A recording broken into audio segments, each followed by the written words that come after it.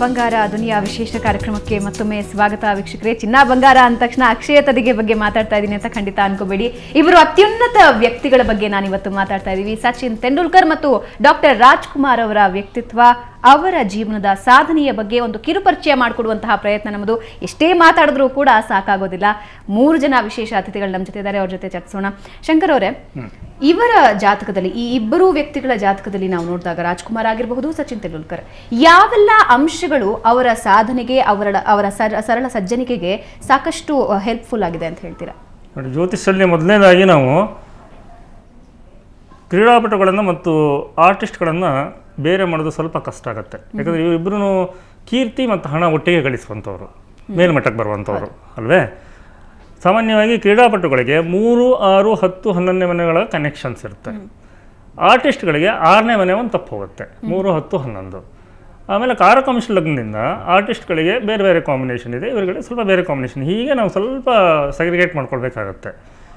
ಆಮೇಲೆ ಈ ಒಂದು ಕಾಂಬಿನೇಷನ್ನು ಅಥವಾ 2 ಕಾಂಬಿನೇಷನ್ಸ್ಗಳಿಂದ ಯಾರೋ ಒಬ್ಬರ ಮೇಲೆ ಬರಲ್ಲ. It is set of combinations. ತುಂಬ 2 ಗಂಟೆಯಿಂದ 2 ನಿಮಿಷ ಜಾತಕದವರೆಗೆ ನಾವು ಹೋಗಬೇಕಾಗುತ್ತೆ. ಉದಾಹರಣೆಗೆ ಡಾಕ್ಟರ್ ರಾಜ್ಕುಮಾರ್ ಅವರ ಜಾತಕದಲ್ಲಿ ಸತ್ಕೀರ್ತಿ ಯೋಗ ಅಂತ ಒಂದು ಜಾತಕ ಇದೆ. ಅದು ಗುರು ಪ್ರಧಾನ ಜಾತಕದಲ್ಲಿ 10ನೇ ಮನೆಗೆ ಕನೆಕ್ಷನ್ನ ತೆಗೆದುಕೊಂಡು ಷಷ್ಠ್ಯಂಶದಲ್ಲಿಯೂ ಕೂಡ 10ನೇ ಮನೆಗೆ ಕನೆಕ್ಷನ್ ತೆಗೆದುಕೊಂಡಿದ್ದರೆ ಸತ್ಕೀರ್ತಿ ಷಷ್ಠ್ಯಂಶ ಅಂದರೆ ಅದು 2 ನಿಮಿಷ ಜಾತಕ ಆಗಿಬಿಡುತ್ತೆ. ಆ ಯೋಗ ಅವರಿಗಿದೆ. ಅದು ಅಮರ ಅಂದರೆ ಎಷ್ಟು ವರ್ಷಗಳಾದ್ರೂ ಕೂಡ ಜನ ಅವರನ್ನು ನೆನೆಸ್ಕೊಳ್ಳುವಂಥ ಯೋಗ. ಹಾಗೆಯೇ ನೀವು ಮುಖ ನೋಡಿ, ಇವರಿಬ್ಬರದು ಮುಖದಲ್ಲೂ ಕೂಡ ಗ್ರಹಗಳಿವೆ. ರಾಜ್ಕುಮಾರ್ ಅವ್ರ ಮೂಗನ್ನು ನೋಡಿ, ಮೂಗು ಗುರು. ಪ್ರಾಯಶಃ ಅವ್ರು 2ನೇ ಸಿನಿಮಾಕ್ಕೆ ಯಾರೋ ಹೇಳ್ದಂತೆ, ಏನಿದೆ ಈ ಮುಖದಲ್ಲಿ ಮೂಗು ಒಂದು ಎದ್ದು ಕಾಣುತ್ತೆ ಅಂತ. ನಿಜವಾಗಲೂ ಮೂಗೇ ಗುರು. ಜಾತಕದಲ್ಲಿ ಗುರು ಪ್ರೊಟೆಕ್ಟರು. ಗುರು ಕೆಟ್ಟ ಆದ ಅಂತ ಅಂದ್ಬಿಟ್ರೆ 10 ಪ್ರಾಬ್ಲಮ್ಸನ್ನು ಒಂದು ಗುರು ಸಾಲ್ವ್ ಮಾಡಬಲ್ಲ. ಗುರುನೇ ತೊಂದರೆಗೊಳಗಾಗ್ಬಿಟ್ರೆ ಏನಾಗುತ್ತೆ? ಅದೇ ಅವರ ವಿಶೇಷತೆ. ಹಾಗೆ ಸಚಿನ್ ತೆಂಡೂಲ್ಕರ್ ಅವರ ಜಾತಕದಲ್ಲಿ ಗುರು ನೀಚ ಭಂಗ ರಾಜಯೋಗದಲ್ಲಿದ್ದಾನೆ. ಇದು ಒಂದು ಸಾಮ್ಯತೆ. ಆಮೇಲೆ ಕಾರಕಾಂಶ ಲಗ್ನದಿಂದ ಇಬ್ಬರದ್ದು ಜಾತಕಗಳಲ್ಲಿ 10ನೇ ಮನೆಗೆ ಗುರುವ ರಕ್ಷಣೆ ಇದೆ. ಹಾಗಾಗಿ ಇಬ್ಬರೂ ಧಾರಾಳಿಗಳು. ರಾಜ್ಕುಮಾರ್ ಅವರ ಜಾತಕದಲ್ಲಿಯೂ ತೆಂಡೂಲ್ಕರ್ ಅವರ ಜಾತಕದಲ್ಲಿಯೂ 4ನೇ ಮನೆಗೆ ಸಂಬಂಧಿಸಿದಂತೆ ನಿಷ್ಕಪಟ, 4ನೇ ಮನೆ ಹೃದಯ ಸ್ಥಾನ ನಮ್ಮ ಜ್ಯೋತಿಷದಲ್ಲಿ ನಿಷ್ಕಪಟ ಯೋಗ ಅಂತ ಬರುತ್ತೆ. ಇಬ್ಬರಿಗೂ ಇದೆ. ಇಬ್ಬರು ಸಾಕಷ್ಟು ಮುಗಿದ್ರು. ಪ್ರಾಯಶಃ ನಾನು ತರಂಗದಲ್ಲಿ ಒಮ್ಮೆ ಓದಿದ್ದೆ ಅನಿಸುತ್ತೆ. ಕಾರ್ನಲ್ಲಿ ಹೋಗ್ತಾ ಇರುವಾಗ ರಾಜ್ಕುಮಾರ್ ಅವ್ರ ಫ್ಯಾಮಿಲಿನೂ ಇತ್ತಂತೆ. ಯಾವುದೋ ಒಂದು ಅರ್ಚಕರು ಪಾಪ ಬಂದ್ರಂತೆ. ಯಾವತ್ತೋ ಒಂದು ದಿನ ಪೂಜೆ ಮಾಡಿಕೊಟ್ಟವರು. ಏನಪ್ಪ ಅಂತ ಕೇಳಿಬಿಟ್ಟು, ತೊಂದರೆ ಇದೆ, ಅವರಿಗೊಂದು 500 ರೂಪಾಯಿ ಕೊಡ್ರಿ ಅಂತಂದ್ರಂತೆ. ಪ್ರಾಯಶಃ ಅವರ ಬ್ರದರ್ ಇರಬೇಕು, ಯಾರೋ ಒಂದು ನೋಟ್ ಕೊಟ್ಟರು ಅಂತಂದು. ಸ್ವಲ್ಪ ಮುಂದೆ ಒಂದಂತರ ರಾಜ್ಕುಮಾರ್ ಅವ್ರು ಕೇಳಿದ್ರಂತೆ, ಯಾಕೆ ನೀವು 100 ರೂಪಾಯಿ ಕೊಟ್ಟಿರಿ, ನಾನು 500 ಕೊಡ್ಲಿಕ್ಕೆ ಹೇಳಿದ್ನಲ್ಲ.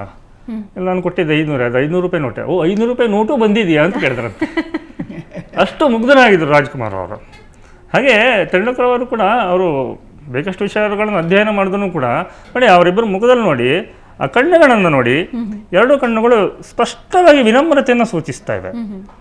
ಸೂರ್ಯ ಚಂದ್ರ, ಬಲಗಣ್ಣು ಸೂರ್ಯ, ಎಡಗಣ್ಣು ಚಂದ್ರ, ವಿನಮ್ರತೆಯನ್ನು ಸೂಚಿಸ್ತವೆ. ಹುಬ್ಬುಗಳು ನೋಡಿ ಆಲ್ಮೋಸ್ಟ್ ಸೇಮು. ಮೂಗೊಂದು ಸ್ವಲ್ಪ ಆಚೆ ಈಚೆ ಇದೆ, ಆದರೆ ಅವ್ರದ್ದು ನೀಚಭಂಗ ರಾಜಯೋಗದ ಗುರು ಮೂಗು, ಅವ್ರದ್ದು ಶುದ್ಧಾಂಗ ಶುದ್ಧ ಪ್ರಬಲವಾದಂಥ ಗುರು. ಕಿವಿಗಳು ನೋಡಿ ಆಲ್ಮೋಸ್ಟ್ ಸೇಮ್ ಇದೆ. ಹಾಗೆ ಚೀಕ್ ಏನಿದೆ, ಇದು ಶುಕ್ರ. ಆಯಿತಾ, ನೋಡಿ ಇಬ್ಬರದ್ದು ಚೀಕ್ ನೋಡಿ ಆಲ್ಮೋಸ್ಟ್ ಸೇಮ್ ಇದೆ. ಈ ಎಲ್ಲ ಅಂಶಗಳನ್ನ, ಹಣೆ ನೋಡಿ, ವಿದ್ವಾಂಸರ ಹಣೆಗಳು ಇಬ್ಬರದ್ದು. ಅವ್ರು ಕಲ್ತಿದ್ದೆಷ್ಟೇ ಇರ್ಬೋದು. ಕಂಪ್ಯಾರಿಟಿವ್ಲಿ ರಾಜ್ಕುಮಾರ್ ಅವರು ಭಾಳ ಹಿಂದೆನೇ ಹುಟ್ಟಿದವರು, ಆಗಿನ ಕಾಲದಲ್ಲಿ 3ನೇ ಕ್ಲಾಸು. ಇವರು ಇತ್ತೀಚೆಗೆ ಹುಟ್ಟಿದವರು ಅದನ್ನು 10ನೇ ಕ್ಲಾಸ್ ಓದಿರೋದು. ಅವರ ಹಣೆ ಬುಧ ಅಂತ ಹೇಳ್ತೀವಿ ನಾವು, ವಿದ್ವಾಂಸರ ಹಣೆ. ಆ ವಿದ್ವಾಂಸರ ಹಣೆ ಏನಿದೆಯಲ್ಲ, ಅದು ಅವ್ರು ಯಾವ ವೃತ್ತಿಯನ್ನು ಆರಿಸ್ಕೊತಾರೋ ಅದರಲ್ಲಿ ಅತ್ಯಂತ ಸಾಧನೆಯನ್ನು ಮಾಡುವಂಥ ಒಂದು ಇದನ್ನು ಇಟ್ಕೊಂಡಿರ್ತಾರೆ, ಶಕ್ತಿಯನ್ನು ಇಟ್ಕೊಂಡಿರ್ತಾರೆ. ಕಣಿವಿ ಸರ್, ನಾನು ರಾಜ್ಕುಮಾರ್ ಅವರ ಉದಾರತನದ ಬಗ್ಗೆ ಮಾತಾಡಿದೆ, ಆದರೆ ಸಚಿನ್ ಕೂಡ ಆ ಉದಾರತನದಲ್ಲಿ ಹಿಂದೆ ಬೀಳೋದಿಲ್ಲ. ತನಗಿಂತ ಚಿಕ್ಕವರು ಬಂದವ್ರಿಗೆ ಎಲ್ಲ ರೀತಿಯಾದಂತಹ ಸಪೋರ್ಟ್ಗಳು, ತಮಗೆ ಎಷ್ಟೇ ಒತ್ತಡ ಇರಲಿ, ತಾವು ರಿಟೈರ್ಡ್ ಆಗಿ ಅಂತ ಬೇರೆಯವ್ರು ಫೋರ್ಸ್ ಮಾಡಿದ್ರು ಕೂಡ ಅವ್ರು ರಿಟೈರ್ಡ್ ಆಗಿಲ್ಲ. ಜೊತೆಗೆ ಚಿಕ್ಕವರಿಗೆ ಯಾವತ್ತೂ ಬೆನ್ನು ತಟ್ಟೋದ್ರಲ್ಲಿ ಹಿಂದೆ ಬಿದ್ದವರಲ್ಲ. ಅದ್ರ ಬಗ್ಗೆ ಏನು ಹೇಳೋದಕ್ಕೆ ಬಯಸ್ತಾರೆ? ಹಿರಿಯರಾದ ಭಗವಾನ್ ಅವರು ಹೇಳಿದಲ್ಲ, ಅವರ ಡಾಕ್ಟರ್ ರಾಜ್ಕುಮಾರ್ ಅವ್ರ ಧಾರಾಳತನ ಮಿಕ್ಕಿದವ್ರಿಗೂ ಬೆಳೆಯೋದು ಒಂದು ಅವಕಾಶ. ಒಂದು ಉದಾಹರಣೆ ಕೊಡ್ತೇನೆ. ಯಾಕಂದರೆ ಸಚಿನ್ ತೆಂಡೂಲ್ಕರ್ ಅವರ ಒಂದು ಇಡೀ ಒಂದು ಕ್ಯಾರಿಯರಲ್ಲಿ ಒಂದೇ ಒಂದು ಲೋಕದೋಷ ಅನ್ನೋಲ್ಲ, ಒಂದು ಇದಂದರೆ ನಾಯಕತ್ವ ಅವ್ರ ಬಗ್ಗೆ ಇಂಟ್ರೆಸ್ಟ್ ಇಲ್ಲ. ಯಾಕಂದರೆ ಅವರು ನಾಯಕರಾದಾಗ ನಾವು ನೋಡಿದ್ವಿ, ಭಾಳ ಆತರ ಪಡ್ತಿದ್ರು. ಆ ಥರ ಅಂತಂದರೆ ತಮ್ಮ ಲೆವೆಲಲ್ಲೇ ಮಿಕ್ಕಿದವ್ರನ್ನ ಯೋಚನೆ ಮಾಡ್ತಾರೆ. ಅಂದರೆ ನಮ್ಮದು ಇನ್ನೊಬ್ಬಂದು ಅದೇ ಲೆವೆಲ್, ನನ್ನಷ್ಟೇ ಅವ್ನು ಚೆನ್ನಾಗಿ ಆಡಬೇಕು ಅಂತ ಹೇಳ್ಬಿಟ್ಟು ಆ ಲೆವೆಲ್ ಮಾಡಿದಾಗ ಅದು 11 ಜನರು ಆಡುವ ಆಟ, 15 ಜನರ ಒಂದು ತಂಡ. ಸೊ ಹೀಗಿರುವಾಗ ಅದನ್ನು ಎಕ್ಸ್ಪೆಕ್ಟ್ ಮಾಡೋದು ಭಾಳ ಕಷ್ಟ. ಹೀಗಾಗಿ ಅವ್ರಿಗೆ ಭಾಳ ಒತ್ತಡದಲ್ಲಿ ಇರ್ತಿದ್ರು. ಅದಕ್ಕೆ ಬಿಟ್ಟರು.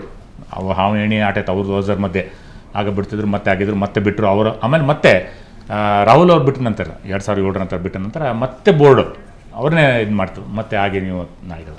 ಆವಾಗ ಏನಂದ್ರೆ ಬೇಡ ಅಂತೇಳಿ, ಯಾಕಂದರೆ ಧೋನಿ ಆಗಲಿ ಈಗ ಒನ್ ಡೇ ನಾಯಕ ಇದ್ದಾನೆ, ಒಳ್ಳೆ ನಾಯಕ ಅವನಾಗಲಿ ಅಂತ. ಅಂದರೆ ತೀರ ಚಿಕ್ಕವರು, ಅಂದರೆ ಯುವರಾಜು ಇವರು ಎಲ್ಲಕ್ಕಿಂತ ಚಿಕ್ಕವರು ಅಂದರೆ ವಯಸ್ಸಿಗಿಂತ ಲೇಟಾಗಿ ಬಂದವರು, 2005 ಸುಮಾರು ಬಂದವರು. ಅವರು ಯುವರಾಜ್ ಅವರೆಲ್ಲ 2000 ಬಂದರೂ ಕೂಡ ನಾವು ಪ್ರಬುದ್ಧತೆ ಯಾರಲ್ಲಿದೆ ಅದನ್ನು ಗುರುತಿಸಿದ್ರು. ಅದು ಭಾಳ ಮುಖ್ಯ. ಯಾಕಂದರೆ ಒಬ್ಬ ಕೋಚ್ದಾಗಲಿ ಒಬ್ಬ ನಾಯಕನಾಗಲಿ ಒಬ್ಬ ಆಟಗಾರನ ಒಂದು ಯಾವುದು ಪ್ಲಸ್ ಪಾಯಿಂಟ್ ಏನಿದೆ, ಒಂದು ಸ್ಟ್ರೆಂತ್ ಏನಿದೆ, ಅದನ್ನು ಮುಖ್ಯವಾಗಿ ಅದನ್ನು ಗುರುತಿಸ್ಬಿಟ್ಟು ಅದನ್ನು ತಂಡಕ್ಕೆ ಯಾವ ರೀತಿ ಅದು ಉಪಯೋಗ ಆಗುತ್ತೆ ಅದನ್ನು ಕಾದು ನೋಡಬೇಕು, ಅದನ್ನು ಉಪಯೋಗಿಸ್ಬೇಕು ಅಂತ. ಅದೊಂದು ನೋಡಿ ಧೋನಿಯ ನಾಯಕತ್ವ ಪಡೆದ ಮೇಲೆ ಅವ್ರು ಯಾವ ರೀತಿಯಾಗಿ ಈಗ ಕಳೆದ ಒಂದು ವರ್ಷದ ಓವರ್ಸೀಸ್ ಟೂರ್ ಬಿಟ್ಟರೆ ಮಿಕ್ಕಿದೆಲ್ಲ ವರ್ಲ್ಡ್ ಕಪ್ ವಿಶ್ವಕಪ್ಪನ್ನು ಕೂಡ ಗೆದ್ದು ಬಂದಿದ್ದಾರೆ. ಅದರಲ್ಲಿ ಭಾಗಿಯಾದವರು ಸಚಿನ್ ಕೂಡ. ಆ ಒಂದು ನಾನು ಬೇಡ ಧೋನಿ ಆಗಲಿ ಅಂತ ಹೇಳಿದ್ರೆ ಅದೊಂದು ದೊಡ್ಡ ದಾಳತನ. ಅಷ್ಟೇ ಅಲ್ಲದೆ ಅವರು ಅನೇಕ ಅಂದರೆ ಚಾರಿಟಿ, ನಮ್ಮ ನಮ್ಮ ಮಾಧ್ಯಮದಲ್ಲಿ ಏನೇ ಹೇಳ್ತಾರೆ, ನಮ್ಮ ಹೊರಗಿನವ್ರು ಭಾಳ ಚಾರಿಟಿ ಮಾಡ್ತಾರೆ, ನಮ್ಮವ್ರು ಚಾರಿಟಿ ಜಾಸ್ತಿ ಮಾಡಲ್ಲ ಅಂತ. ಆದರೆ ಎಷ್ಟೋ ಜನ ಗೊತ್ತಿಲ್ಲ, ನಮಗೆಲ್ಲ ಎಲ್ಲರೂ ಮಾಡ್ತಾರೆ, ನಮ್ಮ ಕರ್ನಾಟಕದ ಘಟಾನುಘಟಿಗಳು ಎಲ್ಲರೂ ಮಾಡ್ತಾರೆ, ಆದರೆ ಹೇಳ್ಕೊಳ್ಳಲ್ಲ ಅಷ್ಟೇ. ಸಚಿನ್ ಅವರು ಅಷ್ಟೇ ಎಷ್ಟೋ 100 ಮಕ್ಕಳಿಗೆ ಅವ್ರಿಗೆ ಪಾಠ ಕಲಿಸ್ತಾರೆ, ಅಂದರೆ ಎಲ್ಲೂ ಹೇಳ್ಕೊಡಲ್ಲ. ಯಾಕಂದರೆ ನಮ್ಮ ದೇಶದಲ್ಲಿ ಯಾವ ರೀತಿ ಅಂದರೆ ಭಾವನ, ಯಾರೋ ಒಬ್ಬರಿಗೆ ನಾವು ಸಹಾಯ ಮಾಡಿ ಅಂತ ಓಪನ್ ಆಗಿ ಹೇಳಿದರೆ 100 ಜನ ಎದುರುಗಡೆ ಬಂದು ನಿಂತ್ಕೋತಾರೆ ಬೆಳಿಗ್ಗೆ. ಅವ್ರು ಭಾಳ ಕಷ್ಟ, ಉತ್ತರ ಹೇಳೋದು ಭಾಳ ಕಷ್ಟ. ಯಾಕಂದರೆ ಅವ್ರು ಗ್ರಹಿಸ್ಬೇಕು ಫಸ್ಟು, ಅಂದರೆ ಇವ್ರಿಗೆ ನಾವು ಸಹಾಯ ಮಾಡಿದರೆ ಇದು ಮುಂದೆ ಬರ್ತಾರೆ, ನಿಜವಾದ ಸಹಾಯ ಅವ್ರಿಗೆ ಸಿಗುತ್ತೆ ಅಂತ ಅಂದಾಗ ಮಾತ್ರ ಅವರು ಓಪನ್ ಆಗಿ ಬಂದ್ಬಿಟ್ಟು ಅಂದರೆ ಸ್ವತಃ ಮಾಡ್ತಾರೆ, ಹೇಳಿಕರು ಕೂಡ ಮಾಡ್ತಾರೆ. ಆದರೆ ಅದೇ ರೀತಿಯಾಗಿ ಬೇಕಾಷ್ಟು ಚಾರಿಟಿ ಮಾಡಿದ್ದಾರೆ, ಅನೇಕ ಉದಾಹರಣೆಗಳು ಇದ್ರ ಬಗ್ಗೆ. ಬಟ್ ನಾನು ಒಂದು ಹೇಳ್ತೇನೆ, ಅದರಲ್ಲಿ ಸಚಿನ್ ತೆಂಡೂಲ್ಕರ್ ಅವರು ಅಪ್ನಾಲಯ ಅಂತ ಒಂದು ಸಂಸ್ಥೆ ಇದೆ ಮಹಾರಾಷ್ಟ್ರದಲ್ಲಿ. ಪ್ರತಿ ವರ್ಷ 200 ಮಕ್ಕಳ ಪೂರ್ತಿ ವಿದ್ಯಾಭ್ಯಾಸ ಮತ್ತು ಪೂರ್ತಿ ಖರ್ಚನ್ನು ತೆಂಡೂಲ್ಕರ್ ಅವರು ಒಬ್ಬರೇ ನೋಡ್ಕೊಳ್ತಿದ್ದಾರೆ. ಬರೀ ಒಂದು ಸಂಸ್ಥೆ 200 ಮಕ್ಕಳನ್ನ, ಅಪ್ನಾಲಯ ಅಂತ ಸಂಸ್ಥೆ. ಇದು ಯಾವುದನ್ನು ಹೇಳ್ಕೊಳ್ಳದೆ ಈಗ ರಾಜ್ಕುಮಾರ್ ಅವರು ಮೈಸೂರಿನಲ್ಲಿ ಬೀದಿಗೆ ಬಿದ್ದ ಹೆಂಗಸರನ್ನ ಸಾಕುವಂಥ ಒಂದು ಜವಾಬ್ದಾರಿಯನ್ನು ತೊಗೊಂಡಿದ್ರೆ ಅದು ಯಾರಿಗೂ ಗೊತ್ತಿಲ್ಲ. ಶಕ್ತಿಧಾಮ ಅನ್ನೋ ಒಂದು ಸಂಸ್ಥೆಯನ್ನು ಸ್ಥಾಪಿಸಿ 1 ಕೋಟಿ ರೂಪಾಯಿ ದೇಣಿಗೆ ಕೊಟ್ಟು ಬಿಲ್ಡಿಂಗ್ಗಳನ್ನೆಲ್ಲ ಕಟ್ಟಿಸಿ ಪಾರ್ವತಮ್ಮ ರಾಜ್ಕುಮಾರ್ ಅವರು ಇವತ್ತಿಗೂ 60,000ದಿಂದ 70,000 ಖರ್ಚು ಮಾಡ್ತಾ ಇದ್ದಾರೆ.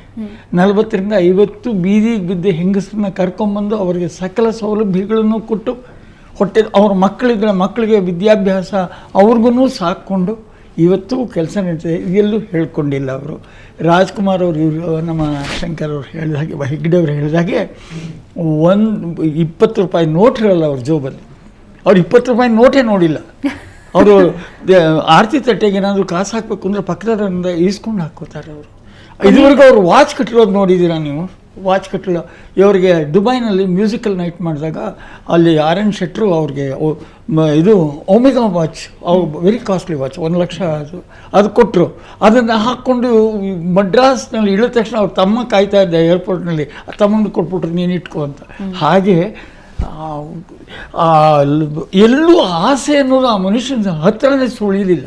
ಕೊನೆಯದಾಗಿ ಇವತ್ತಿನ ಯುವಕರಿಗೆ ಏನು ಹೇಳೋದಕ್ಕೆ ಬಯಸ್ತೀರಾ ರಾಜ್ಕುಮಾರ್ ಅವರ ವ್ಯಕ್ತಿತ್ವ? ಅವರ ಆದರ್ಶದಲ್ಲಿ ಒಂದು ಪಾಯಿಂಟ್ ಇವರು ಕಲ್ತ್ಕೊಂಡ್ರೆ ಈಗಿನ ಕಲಾವಿದರು, ಈಗ ಬಂದಿರತಕ್ಕಂಥವರು, ಆ ಕಾರ್ಯತತ್ಪರತೆ, ಸಮಯ ಪ್ರಜ್ಞೆ, ಆಮೇಲೆ ಅದನ್ನು ಸಿನಿಮಾನ ತಪಸ್ಸು ಅಂತ ತಿಳ್ಕೊಂಡಿದಾರಲ್ಲ, ಇವುಗಳಲ್ಲಿ 1% ಅವರ 100% ಇದ್ದರೆ ಇವರು 1% ಕಲ್ತ್ಕೊಂಡ್ರೂ ಅಮೋಘವಾದ ಕಲಾವಿದರಾಗ್ಬಿಡ್ತಾರಮ್ಮ. ಧನ್ಯವಾದ ಸರ್. ಕಣ್ವಿ ಸರ್, ಕೊನೆಯದಾಗಿ ಏನು ಹೇಳೋದಕ್ಕೆ ಬಯಸ್ತಾರೆ ಇವತ್ತಿನ ಯುವಕರಿಗೆ? ಆಟ ನೋಡಿ ಕಲಿಬೋದು, ಆದರೆ ಅವರ ಸಜ್ಜನಿಕೆ ಆಗಲಿ ವಿನಯಶೀಲತೆ ಆಗಲಿ ಒಳಗಿಂದ ಬರಬೇಕದು. ಈ ಒಂದು ಪೀಳಿಗೆಗೆ ಭಾಳ ಮುಖ್ಯ. ಎದುರುಗಡೆನೇ ದೊಡ್ಡ ಮಾದರಿ ಇರುವಾಗ ಅದನ್ನು ನೋಡಿ ಕಲೀಲೇಬೇಕು. ಯಾಕಂದರೆ ಅವರು ಕೂಡ ಎಲ್ರಿಗೂ ಏನೋ ಒಂದು ಏಮ್ ಇರಬೇಕಂದ್ರೆ ನಾವು ಒಂದು 20 ವರ್ಷ ಭಾರತ ಪರವಾಗಿ ಆಡಬೇಕು, ಹೆಚ್ಚಿನ ಸಾಧನೆ ಮಾಡಬೇಕು ಅಂತ.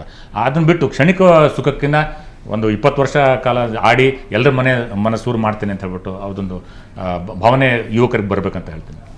ಶಂಕರ್ ಅವರೇ, ಸಹಜವಾಗಿ ಇವರಿಬ್ಬರು ಹಿರಿಯರು ಹೇಳಿದಾಗೇ ಬಹಳಷ್ಟು ನಾವು ಅವರಿಬ್ಬರನ್ನ ಕಲಿಯುವಂಥದ್ದಿದ್ದೇ ಇದೆ. ರಾಜ್ಕುಮಾರ್ ಸರಳತೆ, ಸಜ್ಜನತೆ, ಎಲ್ಲಕ್ಕಿಂತ ಮುಖ್ಯವಾಗಿ ಅವರು ಆಡ್ತಾ ಇರುವಂಥ ಭಾಷೆ, ಶುದ್ಧ ಕನ್ನಡ ಏನಾದರೂ ಸ್ಟಾರ್ಟ್ ಆಗಿದೆ ಅಂತಂದರೆ ಅದು ರಾಜ್ಕುಮಾರ್ ಅವರು ಕೊಟ್ಟ ದೊಡ್ಡ ಕೊಡುಗೆ ಕರ್ನಾಟಕಕ್ಕೆ ಅಂತ ಹೇಳ್ತಾನೆ. ಹಾಗೇನೆ ಸಚಿನ್ ತೆಂಡೂಲ್ಕರ್ ಅವರು ಎಷ್ಟೇ ಕೆಟ್ಟ ರೀತಿಯಲ್ಲಿ ಔಟ್ ಆಗಿರಲಿ, ಆದರೂ ಒಬ್ಬರನ್ನು ಅವ್ರು ಗುರಾಯಿಸ್ ಕೂಡ ನೋಡಿದ್ರೆ ಸುಮ್ಮನೆ ಫ್ಯಾಮಿಲಿಯೇ ಹೋಗ್ತಾರೆ ಅಲ್ವಾ? ಧನ್ಯವಾದ 3 ಜನಕ್ಕೆ. ಧನ್ಯವಾದ. ನನ್ನ ಜೊತೆ ಸಾಕಷ್ಟು ಮಾಹಿತಿ, ನಮಗೆ ಗೊತ್ತಿಲ್ಲದಿರೋ ಸಾಕಷ್ಟು ಮಾಹಿತಿಯನ್ನು ಹಂಚ್ಕೊಂಡ್ರಿ. 3 ಜನಕ್ಕೆ ಧನ್ಯವಾದ. ಸೊ ವೀಕ್ಷಕರೇ, ಕೊನೆಯದಾಗಿ ಸಚಿನ್ ಹಾಗೂ ರಾಜ್ಕುಮಾರ್ ಅವರಲ್ಲಿ ಸಾಮ್ಯತೆ 2 ವಿಷಯದ ಬಗ್ಗೆ ಹೇಳ್ತೀನಿ. ಒಂದು, ಇಬ್ಬರೂ ಕೂಡ ಅಪ್ರತಿಮ ದೈವ ಭಕ್ತರು, ಜೊತೆಗೆ ತಂದೆ ತಾಯಿಯನ್ನೇ ದೇವರು ಅಂತ ಪೂಜಿಸ್ತಾ ಇದ್ದಂತಹ ವ್ಯಕ್ತಿಗಳು. ನಿಜವಾಗಿಯೂ ಇವತ್ತಿನ ಯುವ ಪೀಳಿಗೆ ಈ 2 ವ್ಯಕ್ತಿತ್ವಗಳಿಂದ ಸಾಕಷ್ಟು ಕಲಿಯೋದಿದೆ. ಇದು ಈ ಹೊತ್ತಿನ ದುನಿಯಾ ವಿಶೇಷ. ಕ್ಷಣ ಕ್ಷಣದ ಸುದ್ದಿಗಾಗಿ ನೋಡ್ತಾ ಇರಿ ಸುವರ್ಣ ನ್ಯೂಸ್ 24/7.